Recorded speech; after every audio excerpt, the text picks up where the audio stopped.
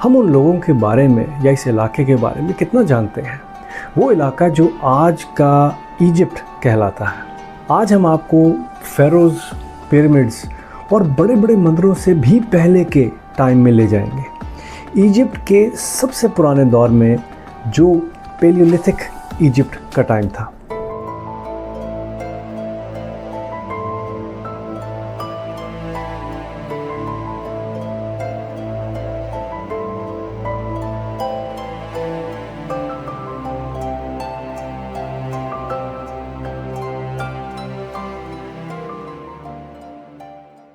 दोस्तों, आज हम उस वक्त को डिस्कस करेंगे जब एंशिएंट इजिप्शियन सिविलाइजेशन की बुनियाद रखी गई। सबसे पुरानी ह्यूमन हैबिटेशन से लेके टूल्स, हंटिंग और पहले साइंस ऑफ सोशल ऑर्गेनाइजेशन तक आज हम आपको वो सब कुछ दिखाएंगे जो इस दौर का हिस्सा था। Welcome to learning from history. दोस्तों, मैं हूं आपका host Najam. Thank you for joining us. चलिए आइए चैप्टर 1 को डिस्कस करते हैं जो कि रिलेट्स टू इस इलाके में जो अर्लीस्ट एविडेंस है इंसानी हैबिटेशन का या इंसानी प्रेजेंस का इस इलाके में।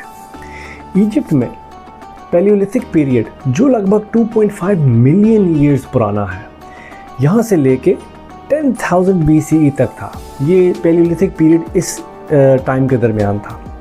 ये एक ऐसा वक्त था जिसमें समझना काफ़ी मुश्किल है कि इस इलाके में जो लोग थे उनकी ज़िंदगी कैसी थी। लेकिन ये वो दौर था जब सबसे पहले ह्यूमन एंसेस्टर्स ने वो ज़मीन पर कदम रखा जो आज हम इजिप्ट के नाम से जानते हैं।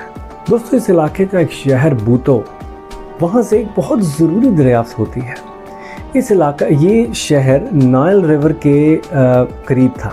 आर्कियोलॉजिस्ट ने यहाँ पर टूल्स दरियाफ्त किए और ये टूल्स कोई 500,000 साल पुराने टूल्स हैं। दोस्तों, इन टूल्स की दरियाफ्त एक मोन्यूमेंटल दरियाफ्त थी, क्योंकि इन टूल्स की दरियाफ्त से ये तो साबित होता है कि इस वक्त इजिप्ट के अंदर लोग बसते थे और वो लोग बसते थे जिनको टूल्स और इन दूसरे जो आर्टिफैक्ट्स मिले हैं इसका यूज़ करना आता था।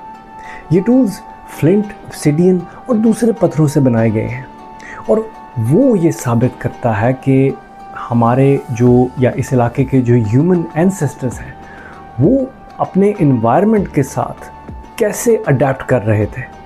दोस्तों, ये अर्ली ह्यूमंस इस इलाके में शायद होमो इरेक्टस या होमो हेबिलिस का हिस्सा थे। ये स्पेकुलेट किया जा सकता है, जो अपने टूल्स के इस्तेमाल शिकार या जानवरों का गोश्त काटने के लिए यूज़ किया करते थे और इन टूल्स को अपने बेसिक सर्वाइवल के लिए यूज़ किया करते थे। चलिए आइए अब इनके टूल, हंटिंग और इनकी जो नोमैडिक लाइफ थी उसको डिस्कस करते हैं। इजिप्ट का पैलियोलिथिक दौर, इस दौर में ज़िंदगी बहुत मुश्किल थी। अर्ली ह्यूमंस जो हमारे एंसेस्टर्स हैं उस इलाके के, ये छोटे छोटे नोमैडिक ग्रुप्स में रहते थे। अपनी ज़रूरत और सर्वाइवल के लिए ये एक जगह पर नहीं रहते थे, बल्कि रिसोर्सेज के पीछे ये हमेशा ऑन द मूव रहते थे। बेसिकली सर्वाइवल के लिए हंटिंग, और जहाँ जहाँ एनिमल्स मूव करते थे ये वहाँ मूव करते थे। तो इनकी लाइफ एक जगह पर या एक इलाके तक महदूद नहीं थी। हमें यहाँ पर स्टोन टूल्स के जो सबूत मिलते हैं उसमें एक्सेस, स्पीयर्स और चिजल्स जो कि शिकार करने, प्लांट मटेरियल को प्रोसेस करने और दूसरे टूल्स बनाने के लिए इस्तेमाल किए जाते थे। दोस्तों, इन टूल्स के अलावा हमें प्रोजेक्टाइल पॉइंट्स भी इस इलाके से मिले हैं। बेसिकली जो स्पीयर्स के आगे जो पॉइंटी प्रोजेक्टाइल्स होते हैं जिससे शिकार किया जाता था, जैसे स्पीयर हेड्स होते हैं जो बड़े जानवरों के शिकार के लिए यूज़ होते हैं। एक बहुत ही अहम मिसाल करूनियन कल्चर की है, जो लेक करून के पास फयूम ओएसिस से मिलती है। ये लगभग 200,000 साल पुरानी है। यहाँ पर टूल्स जैसे बायफेशियल हैंड एक्सेस मिले हैं। ये इनके यहाँ के जो लोग थे उनके सर्वाइवल के लिए बहुत ही ज़रूरी थी। सोचिए इन अर्ली ह्यूमंस के बारे में जो इजिप्ट के इस वास्ट डेजर्ट में सफ़र कर रहे थे और फिर वो नाइल को ढूंढ के उसके किनारे बस गए, जहाँ उनको पानी, खाना और शेल्टर मिला। दोस्तों, नाइल के साथ उनका ये कनेक्शन, जो लोग यहाँ बसे उनका कनेक्शन धीरे धीरे और मजबूत होता गया, और ये कनेक्शन आगे चल के एक बड़ी सिविलाइजेशन में तब्दील हुआ।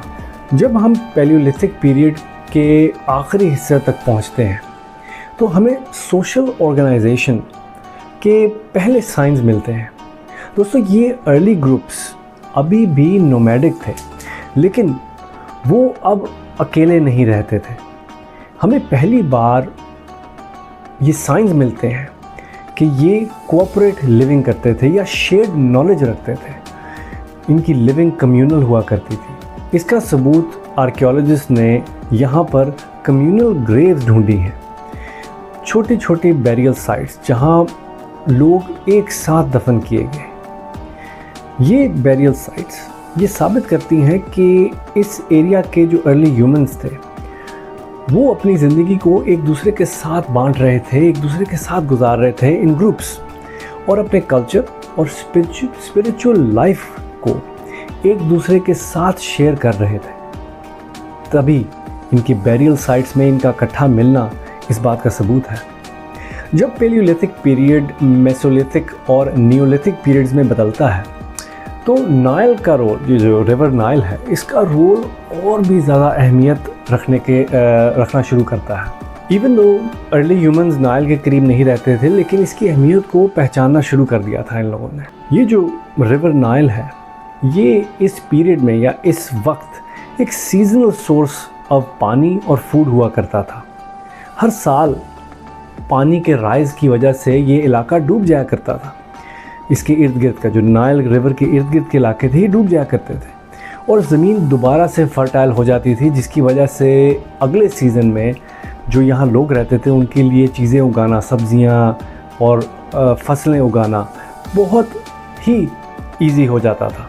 और ज़ाहिर बात है, जब ये पानी राइज करता था तो एनिमल्स या जानवरों का इधर आना भी शुरू हो जाता था, जो इनके शिकार के लिए आसानी हो जाती थी। इस तरह इस रिवर की इम्पोर्टेंस को यहाँ के इर्द गिर्द के लोग समझना शुरू करते हैं और इस रिवर के इर्द गिर्द आके बसना शुरू कर जाते हैं। इजिप्ट के पैलियोलिथिक पीरियड के दौरान आर्कियोलॉजिस्ट ने कई पुरानी चीज़ों की दरियाफ्त की जो अर्ली ह्यूमन लाइफ, इस इलाके में जो अर्ली ह्यूमन लाइफ थी, इसके बारे में बहुत चीज़ें बताती हैं।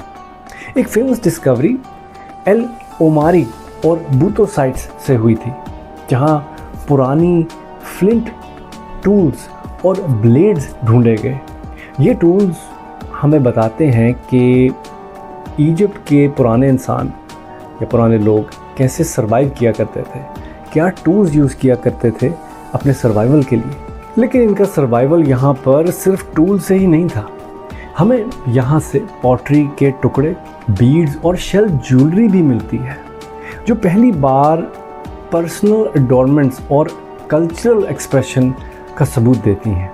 इन दरियाफ्तों से, ज्वेलरी और ऐसी दरियाफ्तों से ये साबित होता है कि लोग यहाँ पर सिर्फ सर्वाइवल नहीं बल्कि एक फ्लरिशिंग कम्युनिटी में रहते थे। इजिप्ट का पैलियोलिथिक पीरियड एक बहुत दूर का दौर लगता है, लेकिन ये सबसे पहले इंसानी ज़िंदगी की बुनियाद था।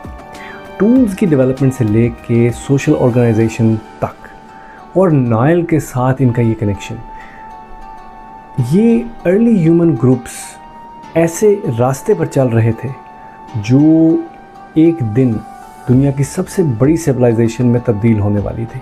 तो जब अगली दफ़ा आप इजिप्ट के बारे में सोचें तो ये याद रखें कि ये कहानी पिरामिड्स या फेरोज से शुरू नहीं होती, बल्कि छोटी छोटी नोमैडिक ट्राइब्स जो इस इलाके में बसते थे, ये वहाँ से शुरू होते हैं। इनके टूल्स, इनके कल्चर्स और इनकी ज्वेलरी, ये इजिप्ट की कहानी इस दौर से शुरू होती है। दोस्तों, एपिसोड 2 में हमें ज्वाइन करने का बहुत शुक्रिया।